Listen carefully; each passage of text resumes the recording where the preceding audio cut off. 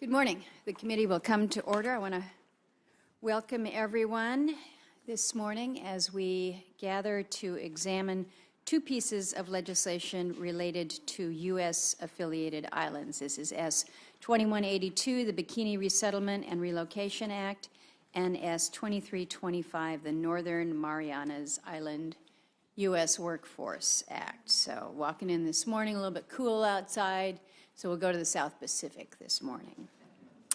To address the legacy of U.S. nuclear testing in the Marshall Islands, Congress has provided $110 million to the people of Bikini for the rehabilitation and resettlement of Bikini Atoll via appropriations, and an additional $75 million through the Compact of Free Association with the Marshall Islands. The trust fund for the resettlement of the people of Bikini reached a high of $129 million back in 2000. Today, its market value is approximately $57 million. I introduced S-2182 in response to the Department of Interior's recent determination that it does not have statutory authority to conduct financial oversight of the trust fund. This determination came down just in November. While annual drawdowns from the trust fund have historically ranged from $5 to $10 million, over $15.7 million has already been withdrawn in FY 2018. Press reports detailed an immediate $11 million drawdown from the trust fund, nearly 20% of its value at the time, by the KBE Local Government Council after the department's announcement then in November.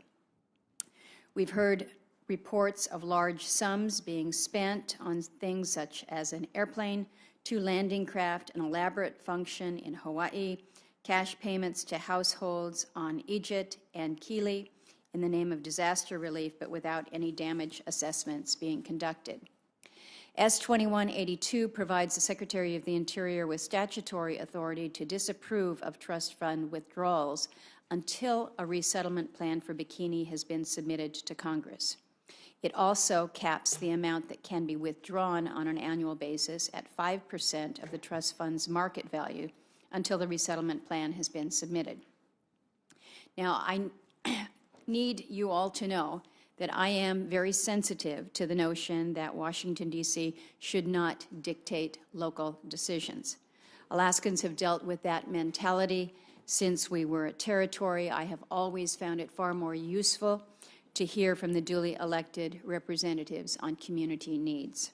But I'm also mindful that the trust fund was established for the people of Bikini, with its statutory purpose being the rehabilitation and resettlement of Bikini Atoll.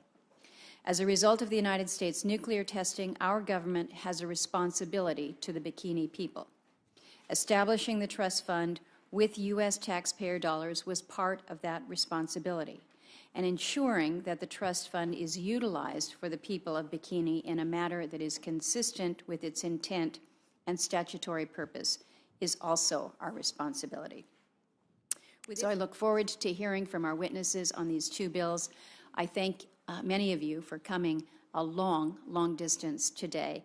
I turn now to Senator Cantwell for her comments and remarks. Thank you, Chair Murkowski, for holding this hearing, and thank you to our witnesses for joining us today to discuss Senate Bill 2325, the Northern Marianas Island U.S. Workforce Act, and S-2182, the Bikini Resettlement and Relocation Act.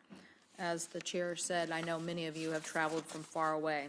As many of my colleagues know, this committee was originally created in 1816 as the Committee on Public Lands, and in 1977 it was renamed by what we call it today, the Committee on Energy and Natural Resources. So since its earliest days, this jurisdiction has encompassed territories and insular areas, and the scope of the committee's jurisdiction includes 5 territories: Puerto Rico, U.S. Virgin Islands, American Samoa, Guam, and the Northern Marianas Islands. In addition, the freely associated states of Palau, Micronesia, and Marshall Islands. And today the committee will consider S-2325, which would amend labor policies in the Commonwealth of the Northern Mariana Islands. It specifically addresses the Northern Marianas' only transitional worker permit program. The committee will also consider S-2182, the Bikini Resettlement and Relocation Act. The bill is an attempt to ensure that U.S. government keep its promise to the people of the Bikini Atoll and preserve the Resettlement Trust. The Bikini Atoll Resettlement Fund, the Marshall Islands, a sovereign nation in a free association with the United States, consists of 34 low-lying atolls and a single island in the Pacific Island, approximately 21,000 miles southwest of Hawaii. So one of the atolls in the northwestern quadrant of the Marshall Islands is the Bikini Atoll. So between 1946 and 1958, the United States detonated 67 atmospheric devices in the Marshall Islands. Before testing began, the United States moved the 167 residents of Bikini off the island to protect them, and as a result of the weapons testing, Congress provided the people of the atoll with a Resettlement Trust Fund of approximately $110 million. In its current purpose, that is to resettle the Bikinis to other islands within the Marshall Islands and to restore habitation to Bikini. Historically, our mutual agreement, the Department of Interior would approve Bikini's withdrawals. I understand the people of Bikini have decided that they no longer want to continue the arrangement that had been in place for the past 27 years, and the Department of Interior has agreed to cease its oversight. But S 2182 attempts to ensure that the Department of Interior continue overseeing withdrawals from the funds to prevent depletion. What began as a $110 million fund was $67 million in September, and shortly after the Department of Interior's decision, $11 million was withdrawn. While I agree we must respect the Bikini's desire to spend their money in certain ways, the Department of Interior has a responsibility to ensure the fund remains for several years to come.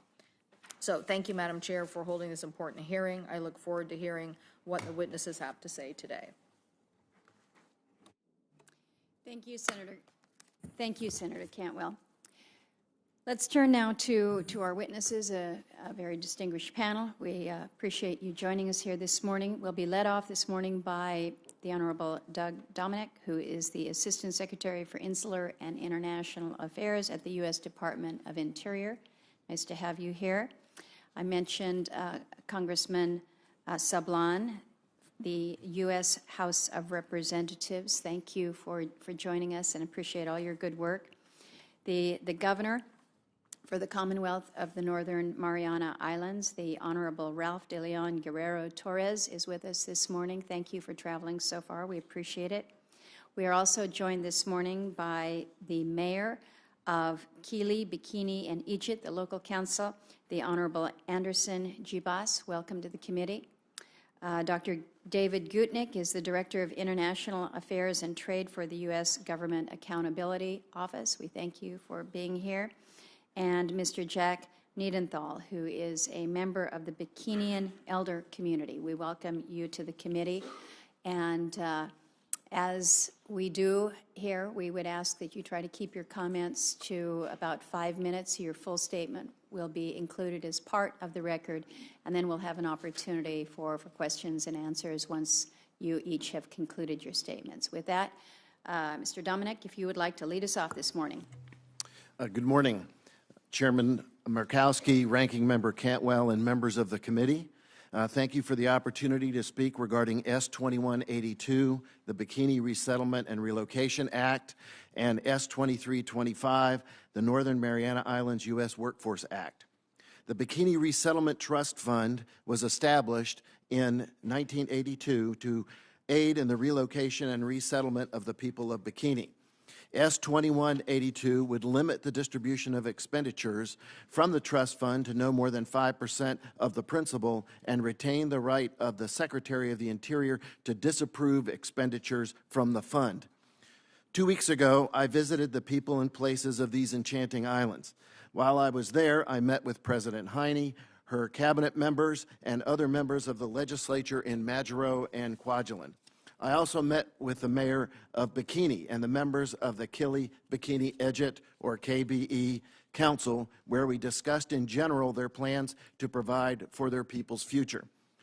For more than 3 decades since the Bikini Resettlement Trust Fund was established, the department exercised a discretionary right of veto to disapprove distributions from the fund. This past August, the KBE Council passed a resolution stating that the department was not required statutorily to exercise a right of veto over the Council's budget. After a review by Interior Solicitor's Office, the Department accepted the resolution as an amendment to the trust fund agreement and decided we would no longer exercise the discretionary right of veto over withdrawals. In doing so, we made clear that if KBE expended all the funds, the U.S. government would not be responsible to replenish them, consistent with the 1980s legislation that satisfied U.S. obligations and settled all claims for nuclear testing.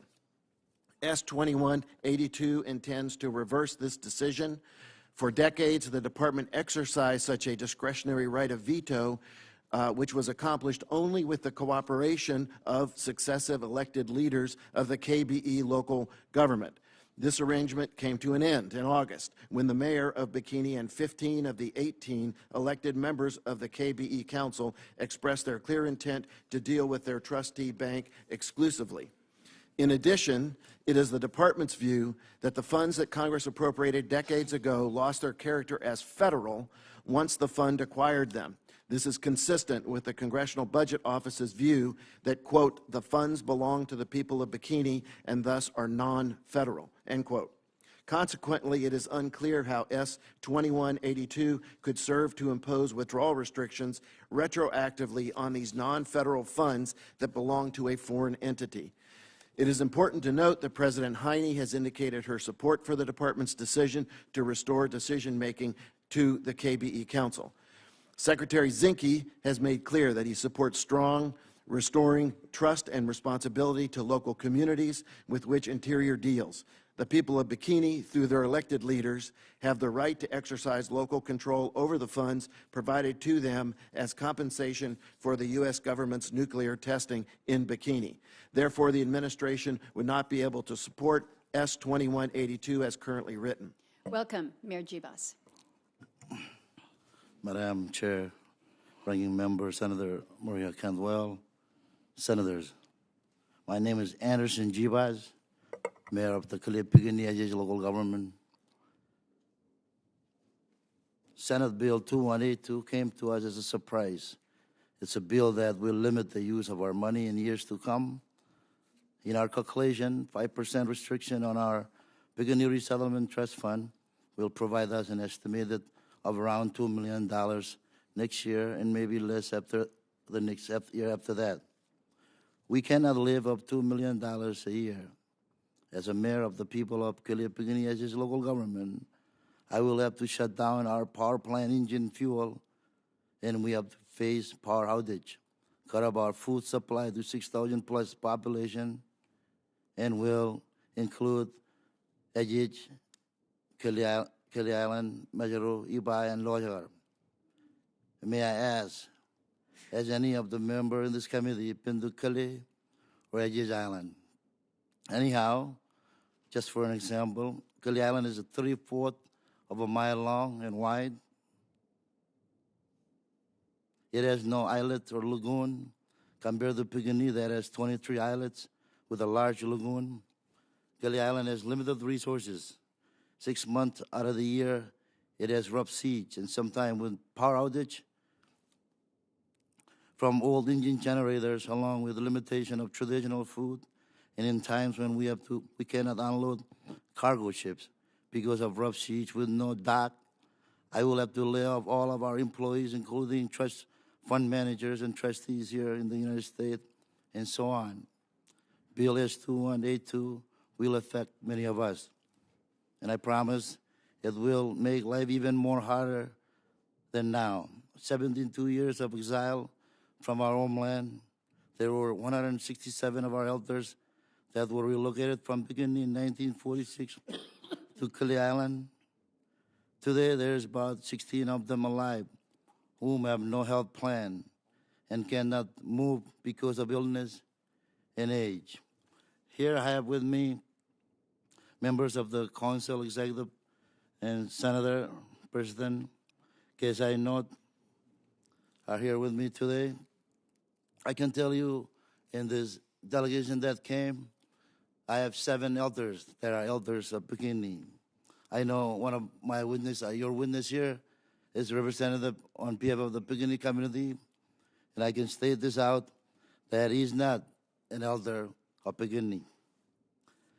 I am from Kelly Island, where the displaced population of Bikini were relocated in 1946 to Rongorik, Kwajalein, then to Kelly and to Edgeage Island. As you know, the Department of Interior recognizes lax and statutory mandate over the Kelly Bikini Edgeage Resettlement Trust Fund annual budget and expenditures. We fully support and welcome Doug Dominich and the Department's decision in the November 2017 on this issue. For decades, DOI had oversight our every single expenditures from Resettlement Trust Fund with the acquiescence of successive administrations of Kelly Bikini Edgeage local government. Unwarranted colonialist, we appreciate DOI's acting on its recognition of its limited role. We, the elected body of the KP Council, you live among the people of Bikini, have determined that we should deal directly with the Resettlement Trust Fund, not through intermediaries. There were discrepancies and issues in dealing with the two non-Ironman native who were, frankly, condescending to us. The trust liaison agent and the lawyer in D.C. would inform us that DOI said no, or DOI said this, DOI said that. We finally checked with DOI, and DOI said they were never contacted. Power and info was in the hands of intermediaries, not with the elected KP Council. So the Council began dealing directly with DOI instead of middlemen who did not really present or represent the real needs of the people of Bikini. Suddenly, our relationship with DOI became direct, good, open, and transparent. The Kelly Bikini Edgeage local government and I, the elected leaders of Bikini, people of Bikini, we live with the people of Bikini and experience their daily joys and daily hardships. We know far better than the intermediaries or distant agencies of the United States what is needed to make the lives of the displaced population more bearable. Now that things have changed, we are moving forward. Last year, my administration asked the Department of Interior whether its main role of veto power with the Resettlement Trust was mandated by laws of the United States. The department answer was no. It was not mandated by law. That is, the Resettlement Trust Fund monies belong to the people of Bikini, and their elected leaders are best suited to determine how those monies are to be used. But now, this committee is considering legislation that takes us backward to the old system. A system that says the bureaucrats in a federal agency know what is best for the people of Bikini. I will explain this why we oppose this bill.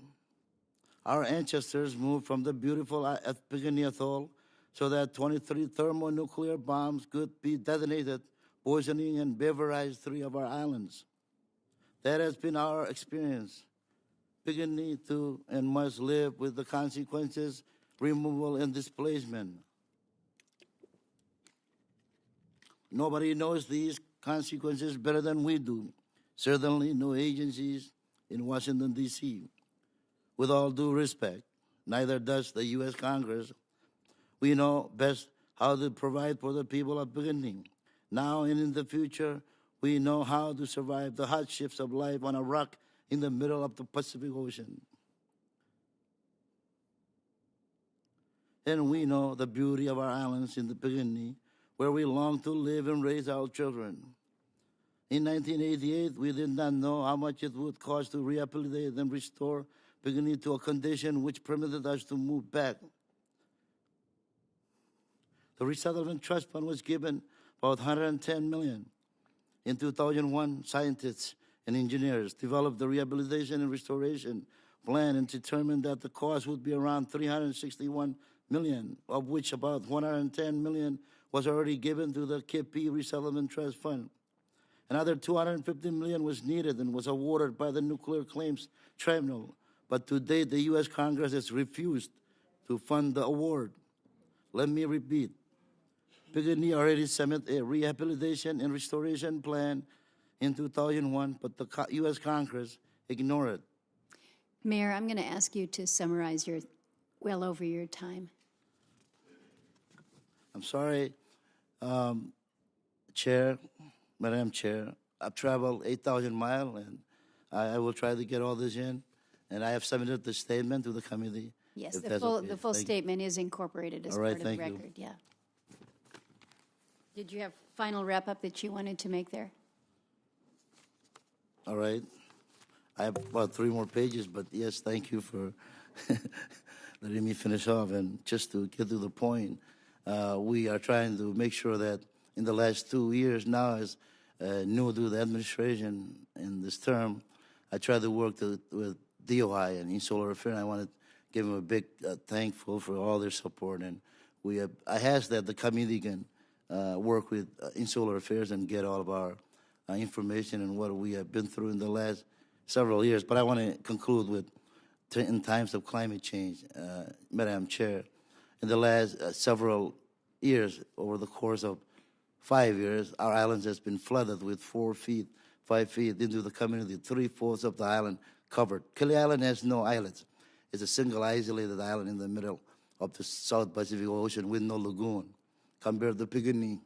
And Madam Chair, we cannot go back to Bikini because it's filled with radiation. Cesium-137, strontium-190 is filled, and we cannot live there, according to studies of DOE who stay there. But we cannot live on Kili Island. It's only 3/4 of a mile wide and long. We consider a prison. There is not enough resources. In times of months that the ocean is not cool, 6 months out of the year, we cannot fish. And if we cannot import food to the island, to the community, or we cannot get our monies from our trust funds, how can we live up that? And at this time of climate change, this administration is trying to work along with the Office of Insular Affairs, and we hope that the Committee on Natural and Resources can please see to our vision what we try to do for the people. Thank you, Mayor. Mr. Nidenthal, welcome to the. Thank you, Madam Chairman. My name is Jack Niedenthal. I have lived in the Marshall Islands for the past 37 years. I am a U.S. citizen, and in 2000, I was given honorary Marshall Islands citizenship for the work I have done for the Marshallese people. I have been a member of the Bikini Atoll community since 1984, when I served as a teacher on Kili Island, where much of the Bikini community still resides. My wife of 30 years, Regina, is a Bikinian, as are my 5 children and 2 grandchildren, and I am fluent in Marshallese. I served as the trust liaison for the Bikini Council from 1986 until 2016, during which time I helped to manage the Resettlement Trust Fund for the People of Bikini. I also served as translator for the council in meetings with U.S. government officials, and I worked with the Bikinians' outside advisors, trustees, money managers, and lawyers to help preserve the trust for the Bikinian people. I appear here today as a private citizen. I flew 8,000 miles to get here at my own expense because I am very concerned about the future of the Resettlement Trust Fund, of which my family and I are beneficiaries. As the trust liaison, I served as the go-between with the Council and the Office of Insular Affairs as we hashed out the Council's annual budget under a 1990 agreement with Interior requiring that all requests for expenditures from the trust fund, and I quote, would require written Interior approval.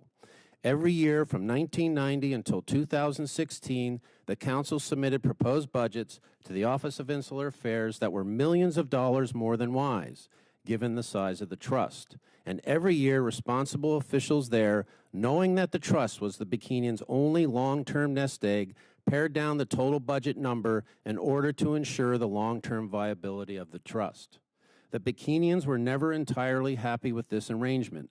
Beneficiaries of a trust almost always want the money now, and there were many times when the Bikinians were no different. However, in the end, our past leaders also remembered how long our community had gone without anything. They understood that these funds would one day have to take care of their children and grandchildren because they knew a return to Bikini would be many years away. Those days of cooperation with the Interior Department are gone. A recent council resolution demanded an end to the department's oversight role with regard to expenditures from the trust. It declared the mayor fully responsible for drawdowns of the money and stated that the trustee would no longer have any right to question any drawdown request. On November 16 of last year, the Interior Department capitulated to this demand and simply withdrew completely from its oversight role over the trust.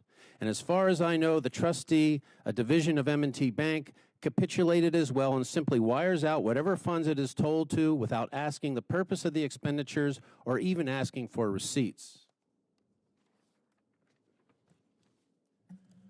I can't tell you why the department abdicated its responsibility over the trust.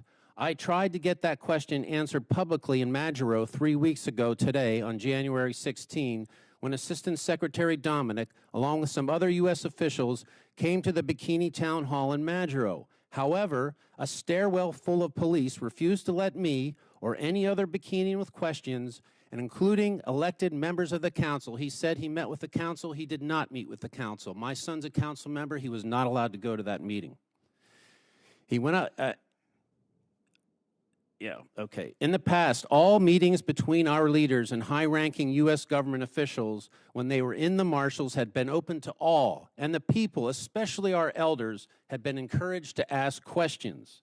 I can tell you that the trust fund that I worked for over 30 years and which has provided over $220 million to the people of Bikini is in danger of disappearing. Assistant Secretary Dominic won't be here when that happens. He will have moved on. You may call in the new Assistant Secretary and ask, how could this trust, set up almost 4 decades ago with U.S. taxpayer money, have disappeared? He or she will answer, that didn't happen on my watch, so I can't really tell you why. Well, you've got the responsible official here in front of you today, so maybe he can answer that question. I can assure you that all money in this trust will disappear quickly if Congress does not intervene to stop the flow of money out of it. Having said that, I believe that S-2182 is too restrictive. Rather than set a specific limit of annual expenditures from the trust not to exceed 5% of its principal, I would instead propose legislation that directs the Office of Insular Affairs to do exactly what the 1990 agreement said, to require written Interior Department approval of the annual budget, and since this is now needed, to ensure the long-term viability of the trust for our people. Attached to my testimony is a draft of a proposed alternative to S-2182 that I believe will ensure U.S. government oversight and preserve the trust, but in a less rigid manner so as to allow the Bikini local government to set their own priorities with regard to taking care of their people. And this is my last point. Some might say that U.S. participation in the budget process of this trust fund represents a form of colonialism. I would argue that U.S. involvement in the trust is actually colonialism in reverse. In 1946, the U.S. made a promise to the Bikinian people, which in my decades of translating for elders has been quoted as if it were a verse from the Bible, when they were told that no matter where the Bikinian people found themselves, even if they were adrift on a raft at sea or on a sandbar, they would be taken care of as if they were America's children. I was deeply offended by the last paragraph of the Assistant Secretary's letter to the mayor this past November, in which he stated that the Bikinians could never interact again with the Interior Department with any issues pertaining to the trust. No American official should ever have the right to tell the Bikinians not to come back to them for help for any reason whatsoever after what the people of Bikini have sacrificed for the United States and the world. And with regard to my title here, Bikinian elder. My wife's grandmother had 14 children. My wife's mother had 9. My wife and I have 5 children and 2 grandchildren. All of those people call me grandpa and uncle and brother, and I can tell you right now that, quite honestly, I have plenty of Bikinian blood that that I'm responsible for and that I need to take care of. And the person that told me to use this title of Bikinian elder was my wife. And if you understand what it's like living in a matrilineal society, when your wife tells you to do something, you do it. Thank you, Madam Chairman. I'll be happy to answer any questions. Thank you, Mr. Nidenthal. Okay, we got some stuff to work on here. First of all, thank you all for your statements here. I do recognize that 5 minutes is a limited opportunity. Hopefully we can get more of the information out through the questions and answers. I'm going to begin my first round just focused on the issue that has been raised as it relates to the trust fund. So I will begin with you, Assistant Secretary Dominic. In the past, there has been an informal notification process with the Congress when it comes to expenditures from the trust fund. But with this situation, neither I nor my staff were given any notice of the department's new position.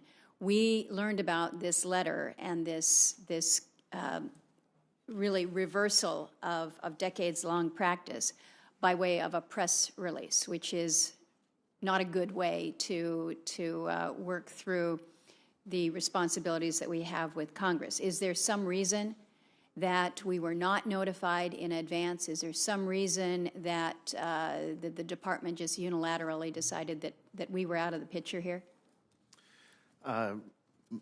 Madam Chairman, thank you for giving me the opportunity to make a public apology to you and to the committee and to your staff for that oversight.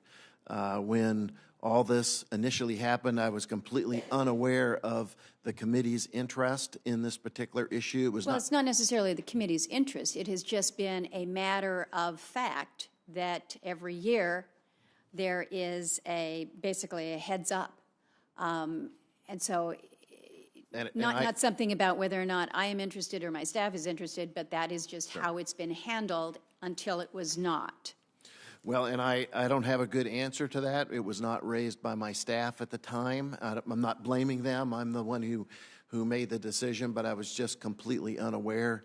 Having only been sworn in a couple months before that and primarily working on hurricane recovery, it was just something I didn't ask. I can assure you that going forward, I will ask about every particular decision just to at least find out the level of interest, but it was a mistake. You would recognize that this was a considerable reversal of policy when that letter was sent out. I do now. Do you believe that the U.S. government still has an obligation to the people of Bikini, or do you think that our obligation has been met? I do think we have an obligation to help them in every possible way we can. The trust fund, of course, was provided by Congress 30 years ago. That's their money, in our view, their money to spend on that their own behalf. Let me ask about that. About it is their money to spend. The understanding now is that the mayor almost unilaterally has that discretion now to spend however much he wants. I understand that there's some $57 million that is now remaining in the account. Do you feel that that there is no limitation or no restriction that should come with these dollars that came from the federal government as part of this agreement, as part of this trust fund, that $57 million could be spent tomorrow in one lump sum by the mayor if he should determine that he wants to spend it on whatever it is he wants to spend it on?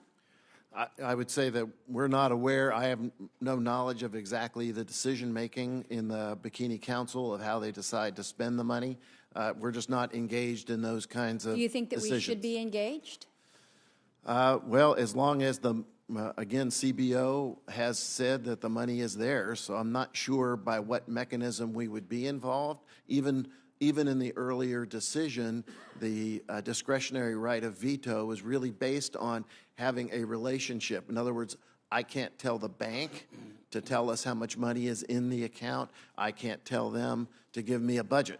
I don't have a way to compel a foreign entity to do that. But a discretionary right of veto essentially assumes that the department specifically your oversight here, that you at least know what is going on, what is going out the door in terms of expenditures, just as the process has always been, that there would be a, whether it's a memo going back and forth saying that this is how much is being requested on an annual basis, that discretionary right of veto has always been in place, and now you're suggesting that we don't have a role. You say that there's still an obligation to the people of Bikini, but I'm confused by what you believe the role of the Department of Interior is at this point. Well, I would say, again, we don't have a way to compel the Bikini Town Council and the mayor to give us those expenditures. I can't make them do it. So for the last 30 years, there's been a cooperative arrangement where those kinds of things would happen. Then what has changed in the last 30 years that would shake up that cooperative arrangement? In August, they passed a resolution to amend the agreement. And so that's what actually changed in this relationship. And after, again, working with our solicitor's office, they agreed it was a rightful amendment, that we could accept that amendment, and there was no other statutory regulation that would allow us to do additional oversight. So we felt like we had to agree to those terms because there was no other alternative. Well, I've got more questions. My time is out, so I'll turn to Senator Cantwell, but we'll come back on Thank this. you. Thank you. Senator Heinrich. Thank you, Madam Chair. Madam Chair, my time is quickly expiring here, but I want to just say a word about the Bikini Trust Fund issue, and thank you for your interest in it. I have to say how disappointed in Interior I am. You know, my father was in the Marshall Islands for several of those nuclear tests, and I think just having a little window into what our atomic veterans bear gives us an understanding, and not a full understanding, of the incredible things that we wrought on the people of Bikini and their island. I get the sense that this administration can't wait to wash their hands of that responsibility. I think this has been mishandled. And I would just say to Mayor Jebus, I respect you, but be careful what you wish for. Thank you. Thank you, Senator Heinrich. Senator Hirono. Thank you, Madam Chair, and a special aloha to my friend Keely Zablan. It's good to see you. I have a question for Mayor Jebaz. As an official responsible for the administration of the trust fund, are you concerned about the long-term viability of the fund?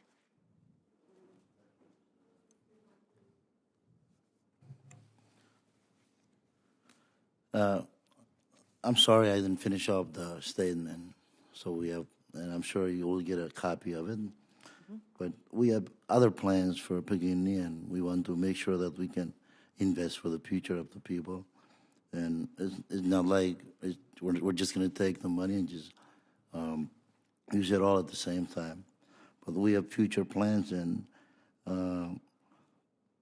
other business-generating projects planned to make sure that we cannot use up all of our trust funds. So you have a plan for the long-term viability of the fund? Yes.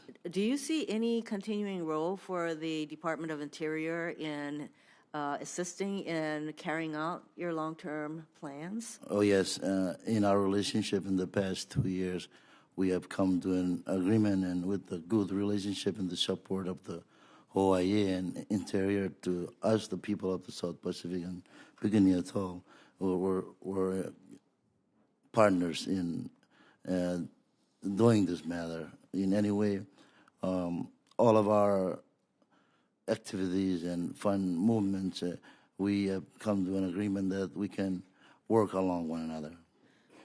That's not the impression given to us by the testimony from the Assistant Secretary, Mr. Dominic. So what will be your continuing role with regard to CNMI and the trust fund? Bikini, I assume you mean Bikini. Yes. As I said earlier, of course, Interior has an ongoing relationship with the people of the Marshall Islands. So we do that through a number of other funds, and that impacts the Bikini citizens as well. So we do, of course, the larger funds are all wrapped up in the Compact of Free Association, which was structured in a completely different way with significant oversight of the spending by in a number of federal agencies. So that trust fund was structured in a completely different way than the Bikini Trust Fund that didn't have those safeguards 30 years ago. Well, I know that there's a trust fund with regard to the compact, and the trust fund is very minimal, by the way. I hope that you are aware that many of us, particularly from the Hawaii delegation, have been working very hard to restore Medicaid eligibility for compact citizens. And if you're aware of that, I would appreciate your support in restoring Medicaid eligibility for them, because it costs certain places such as Hawaii and Guam millions of dollars, much, much more than what is in the $30 million appropriated every year for that particular trust fund. I have a familiarity with that, and you are nodding your head. Can I count on you for support for restoring Medicaid funding? I'd have Or to go back and Medicaid I'm sorry? eligibility? I'm happy to look at that and work with your staff on it. I just honestly don't know enough about it, but just to differentiate slightly, of course, we're talking about compact impact funding. Yes, I know. That's the $30 million that is Yes. distributed based on population to Hawaii and other Yes, other I'm very places. familiar. I know, Mr. I'm just Assistant for the Secretary. record. So, yes, we need And I would I want to, excuse me, my time is running out. I want to thank the chair for her indulgence, because she knows that some of us have been working on this for a long time. Thank you, Senator Hirono, and thank you for raising the issue of Medicaid out there. We recognize the importance there. Senator Cortez Masto. Thank you. And thank you all for being here today. And I know many of you have traveled a long way.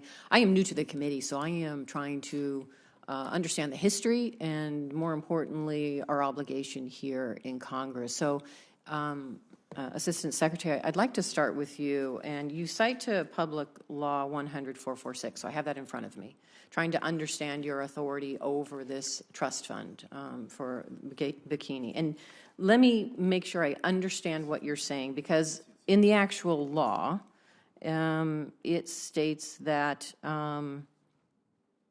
under the terms of the Settlement Trust Fund, the Secretary may approve expenditures not to exceed $2 million in any year from income for projects on Kili or Egypt. Do you now say that you no longer have that authority any longer, or you're not going to follow that authority? Well, thank you for that question. According to our solicitors, as I said, their analysis of the resolution that was passed by the town council was that this was an informal agreement that required their cooperation. In other words, we can't compel them to No, give I us a understand budget. that, but in an informal agreement doesn't trump Congress's law and this public law. You would agree with that? This is the Yes. law. This is what's mandated under the law of Congress when we allocated the funds to the trust fund, correct? Yes. Okay, and so this law basically gives the Department of the Interior that authority over that $2 million. And are you saying you're no longer going to follow that obligation under public law? We are not going to follow that based on the fact that the law did not require them to give us a budget, and it didn't require the bank to tell us how much money was in there. So I can't compel those things to happen. So it also says that 1 year prior to completion of the rehab and resettlement program, the Secretary of the Interior shall report to Congress on future funding needs on Bikini Atoll. That's You're no correct. longer going to do that? No, we are going to do that. Okay, so you're going to exercise, so you're going to choose what to follow under the public law. It's what it sounds like to me. Some you're going to exercise, some you're not, which I don't really quite understand, particularly as an attorney practicing since 1990. So let me follow up a little bit more here, because it also says one final thing here, which is interesting to me. that following completion of the Rehabilitation Resettlement Program, funds remaining in the Resettlement Trust Fund in excess of the amount identified by the Secretary as required for future funding needs shall be deposited in the United States Treasury as miscellaneous receipts. How do you interpret that? Just the way you've read it, that at the end of this whole process, that whatever funds are left will come back to the Treasury. So, but when your argument is saying this, they're not federal funds, so we don't have any authority over them. But at some point in time, they become federal funds again, and we get to put them back in the Treasury? Well, I mean, that's a reasonable question. I'm happy to take to our solicitors. Yeah, listen, I appreciate all the comments today. I appreciate your rights to control your destiny and protect your communities. I absolutely support that. But at the end of the day, I also am an attorney, and the law is the law. And there's things that have to be followed for a reason. And that's really what I'm trying to get an understanding of. So I'm going to further get information to really find out what is our obligation, which it sounds like to me we have more of an obligation than what is happening here, but I'm open to it and further exploring that. Thank you, Senator Cortez Masto, and thank you for asking some of the questions that I had in terms of what that legal obligation is and understanding clearly the parameters of the law.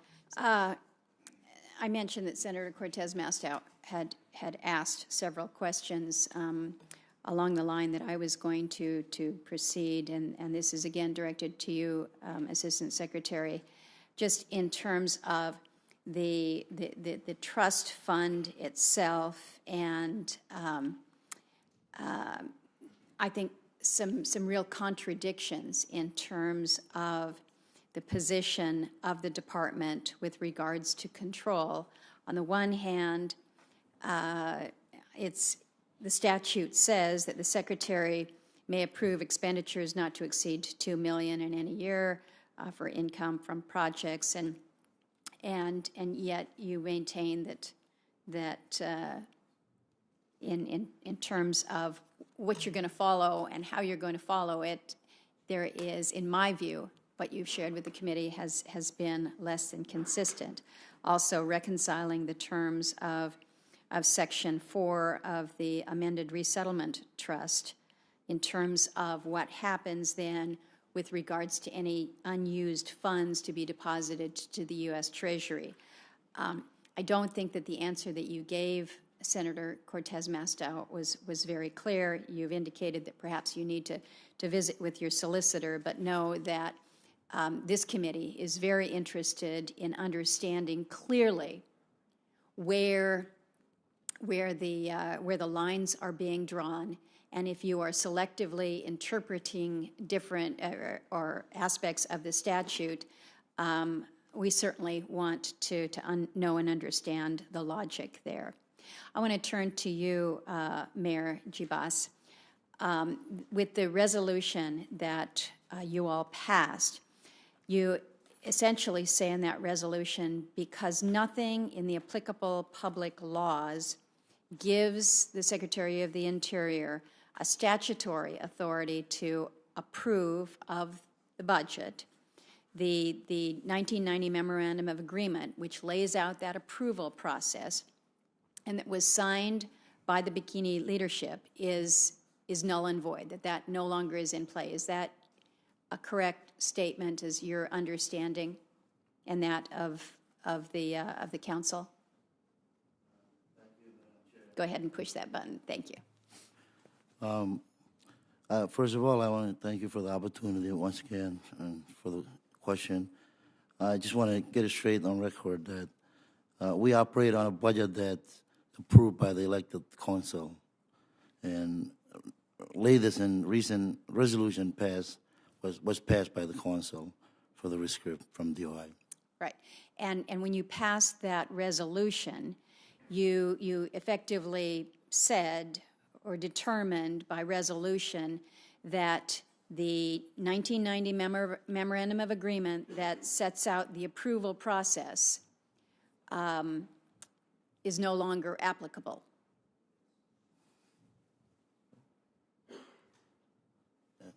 Yes, correct. So within the laws, the applicable public laws that provided for the funding of the trust fund, they state what the purpose of the trust fund is. So when this was established and when those federal dollars were put in this trust fund, the purpose of the fund is, and I'm going to quote here, that the terms of such resettlement trust fund are hereby modified to provide that the corpus and income may be expended for rehabilitation and resettlement of Bikini Atoll. So what I want to understand here is if we're looking at what is authorized, what is appropriate for using the trust funds is for rehabilitation and resettlement of Bikini Atoll. How, with these expenditures that you have just made in these past couple months, that you've indicated in your testimony, you've indicated that the dollars have been spent for the $11 million. Not all of that has been spent, I understand that, but that you have directed dollars for renovation and building of houses that were damaged by tides, and for providing health care for those outside of Marshall Islands, and providing for educational scholarships. So you've indicated in your testimony that that's where these funds have been spent, but how do those relate, how does that expenditure relate to the purpose of the trust fund, which is rehabilitation and resettlement of the Bikini Atoll? Thank you, Madam Chair. First of all, we look at the Bikini Claim Resettlement Trust Fund, a trust fund that's supposed to resettle the people of Bikini. Right. And as we both understand, this money is not enough to resettle the people of Bikini. At the same time, as we encounter many challenges through the time of climate change, and as we try to survive on these isolated islands with not enough financial and facing health issues and education problems, all this comes together, and we try to make sure we provide for the people. And this money is not enough to relocate.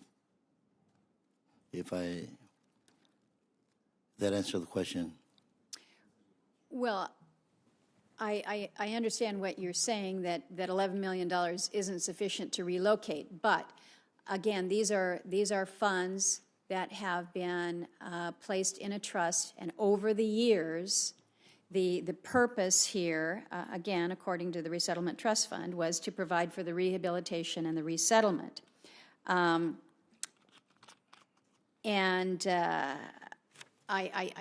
guess I'm trying to get specific rationale for the decisions that you have made recently with these expenditures of funds. Thank you, Madam Chair. In recent years, we have trying to live up the Resettlement Trust Fund for the people of Bikini. And as I stated in my statement earlier, that the U.S. Claim Tribunal awarded the people of Bikini $300 million, but it came only $110 million. So I noticed that in this administration, we cannot relocate on this such amount of money.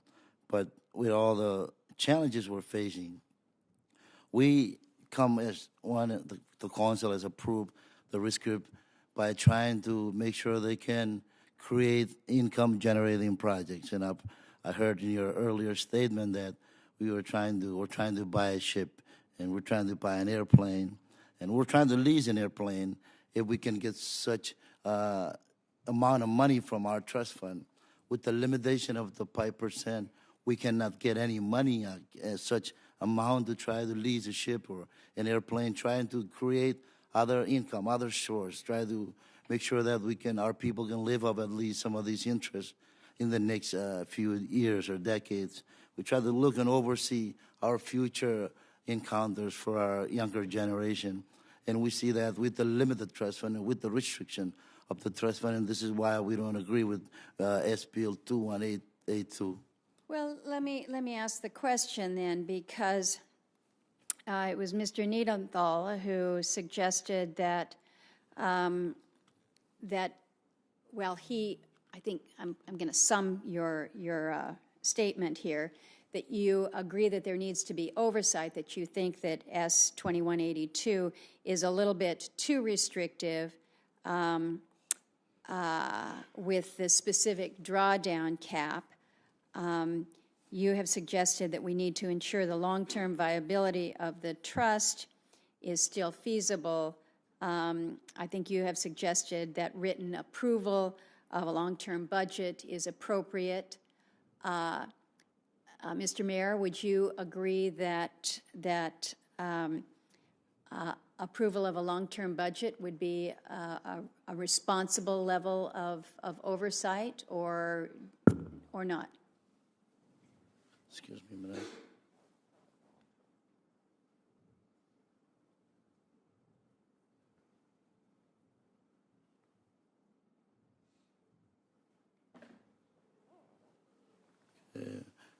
Thank you, Madam Chair. We do not look at long-term budget at this time. Well, have you as a council compiled a budget, short-term and long-term, for purposes of the trust? You've drawn down $11 million of it. You've indicated that you haven't spent all of that, but do you have a budget for that? Yes, we drawn 11 million in the last few months, just under the indication that we were trying to create these generating projects for future income. But at the same time, we only did this because we noticed there was a rumor that the office was going to stop us and restrict us on the limitation, and I cannot feel... What office? The designated office, who is as the approval of the budgets. Could be OIE, Interior, or we heard that somebody was going to put a restriction on our budget and that we cannot get off. We will put with the limitation of the budget, we cannot live off that. And isn't it accurate, though, that on average the distribution on an annual basis has been about $5 million? On average, yes. On average. Maybe 6. So you were worried that it was going to be limited to less than $5 million? Right, correct. And you were concerned about that from who? Through the council, as we have worked along in this year, trying to find the best way to make sure our people can survive. Because no question, if the Interior gives us a budget of $4 million or $3 million, I will have to cut off the power and make sure everybody's not on payroll, and no food, no fuel, no education request, nothing, because it's not enough. And we had to take out that money and put it in one of the banks. Just, we know that we could have put it on the market and make the interest, the returns better, but because of the rumors that the office or somebody in the departments, I'm not sure, that want to put the restriction on our money so we can only get $3 million or $4 million a year. But you recognize that trust fund is limited. Yes. Right. And so that maybe putting you on a budget at less than the people would want is financial stewardship, and recognizing that the trust fund is not just available for full consumption and disposal for the people today, but that the people of tomorrow and future generations would hopefully be able to derive some benefit. Yes, thank you, Madam, again. Yes, that's our both you and the Council of the People of Bikini's main concern. How can the people of Bikini return to Bikini? It's been 72 years. How can we feed the people now that the trust fund is lower and the interests are not as good? And we are trying to, so we come together and pass a resolution that we should create generating income projects. And and I understand that communities that are threatened by climate change are vulnerable, that repairing or rebuilding new houses is expensive. But the purpose in my questioning is this is the first time that you have not had any oversight, and again, the oversight has been minimal. It's a discretionary right of veto, and yet you have drawn down more than twice, almost 3 times as much as has been afforded on an annual basis.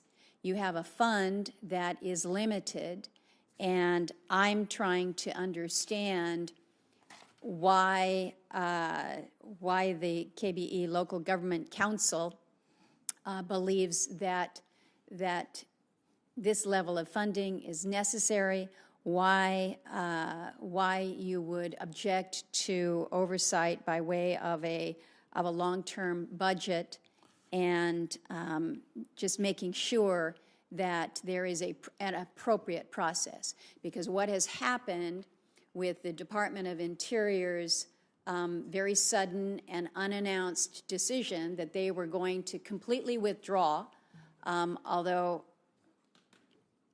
I think it's been confusing, Mr. Secretary Dominic, about how much completely withdrawal means with the department here in terms of your oversight. And this committee has a responsibility. This committee has a responsibility not only to the people of Bikini, but to the federal taxpayers as well. So I'm just trying to make sure that I understand fully what's going on, and that there is a fair process moving forward.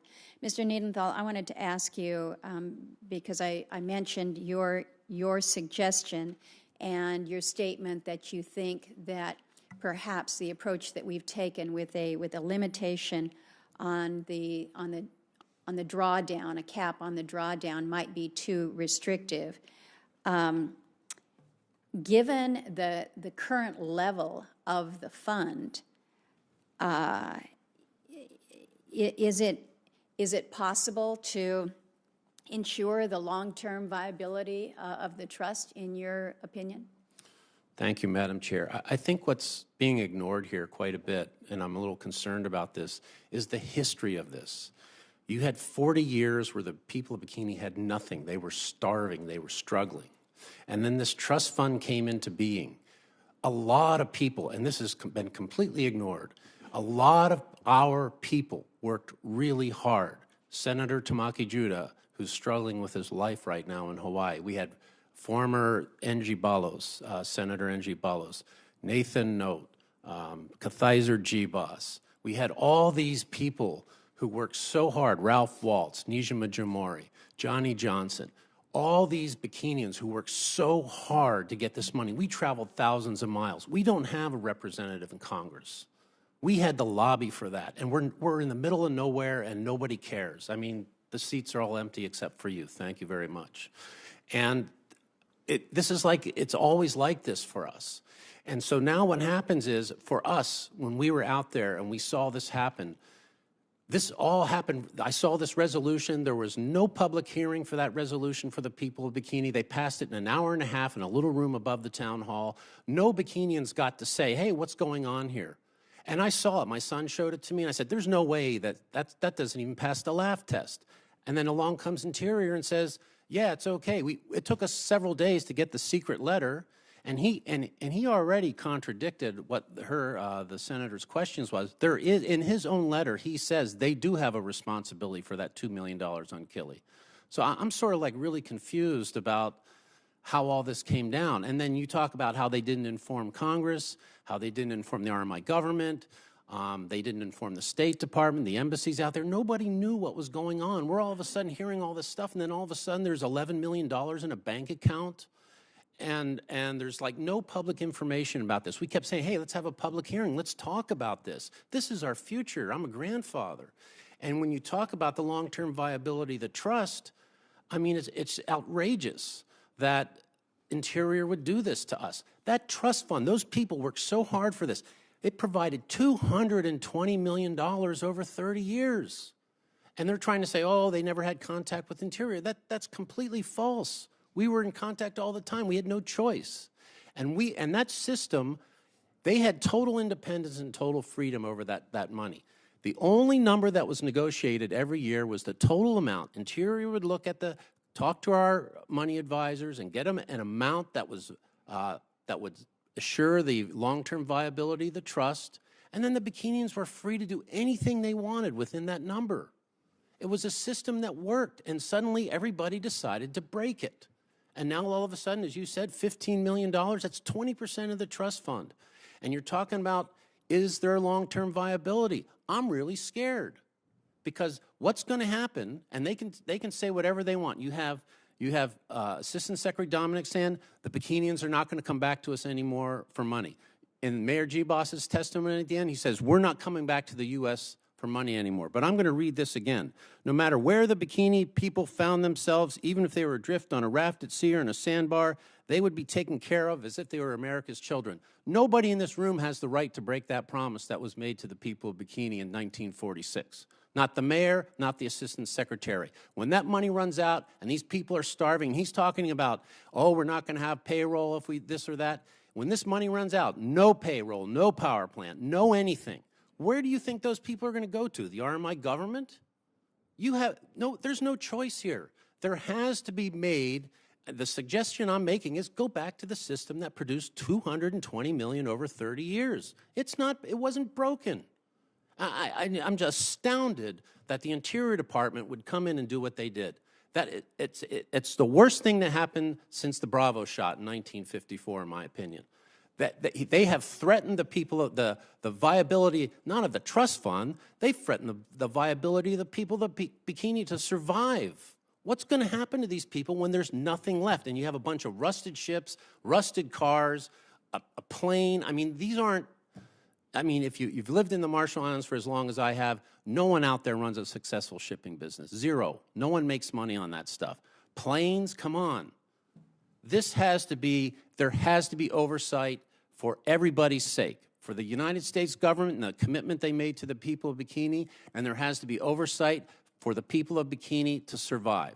And if you don't do it, believe me, the first door I'm coming back with my 5 grandchildren by the end of this year, God willing, I'm coming to the United States government, and I'm knocking on that door. You're not going to have a choice but to answer me. And if you don't take care of this now, you're going to be taking care of it later. And that's all I have to say, and I'm sorry if I'm a little, I'm the son of a ball turret gunner from World War II, so. Thank you. Yeah.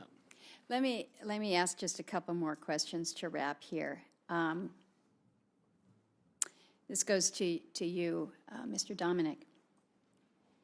So you've made a decision with this letter with regards to the Bikini Resettlement Trust Fund. But we've got other resettlement trust funds that are out there. We've got the Rongelap, we've got the Marshall Islands Trust Fund. Given the position that you've taken with this administration, would you expect that there be a similar view of these other settlement trust funds? Well, thank you for that question, Senator Chairman. You're right. There are a number of trust funds that exist all in the Marshall Islands. Actually, it's a surprisingly large number that relate either to the nuclear, specifically to the nuclear testing, and or the larger compact agreements that are in place. I assume that's the one you mean by the Marshall Islands Trust Fund, would be the compact trust fund. And as I mentioned earlier, that is structured completely different up front by Congress in terms of who manages the money, and it's very robust and meant to last forever, et cetera. What about Rongelap? Yeah, on Rongelap, my understanding, again, at this point, is that it is structured very similar to the Bikini Trust Fund with the discretionary right of veto for the Secretary over the budgets. However, that process has never worked. There's not been not in a bad way, there has not been a need for that kind of oversight for the Rongelap community.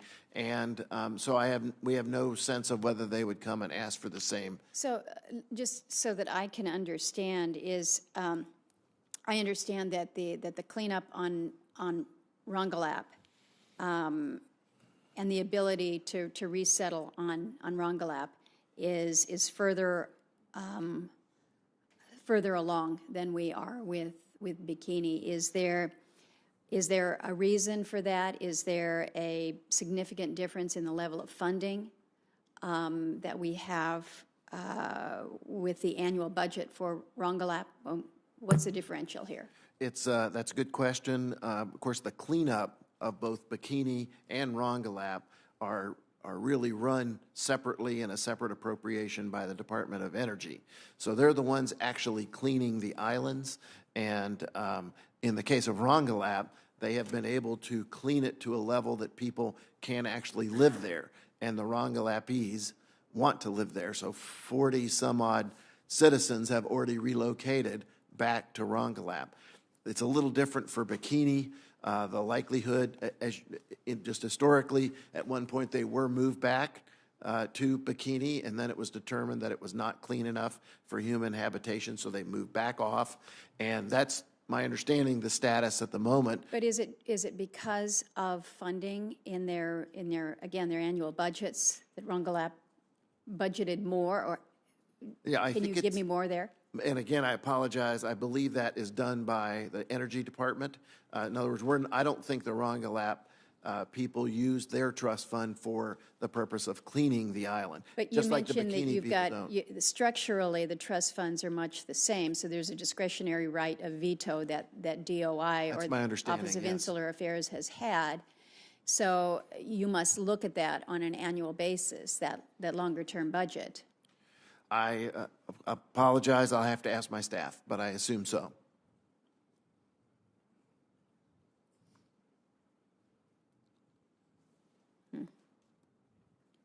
Well, I do think that that we've had some issues raised here that deserve answer from OIA, from the Department of Interior here. I am concerned that you have, I think, confusing interpretations of some of the statutes that are in place here, and how those are reconciled. I understand again that from the mayor's perspective and from those who are on Bikini, the desire to effectively control your own destiny. I also understand that that levels of oversight that allow for that flexibility while still maintaining some level of appropriate control is something that, whether it's Congress through the appropriate committees or our departments typically engage in, that is appropriate. So I've never been one that says that the best decisions are made at the top. I'm kind of a from the ground on up type of a person, but I also recognize that when we put in place trust settlement agreements, that there is a purpose, there is a level of oversight that is appropriate not only for today's leadership but for subsequent generations. And my interest is ensuring that we are being good stewards, not only for those today but for those tomorrow.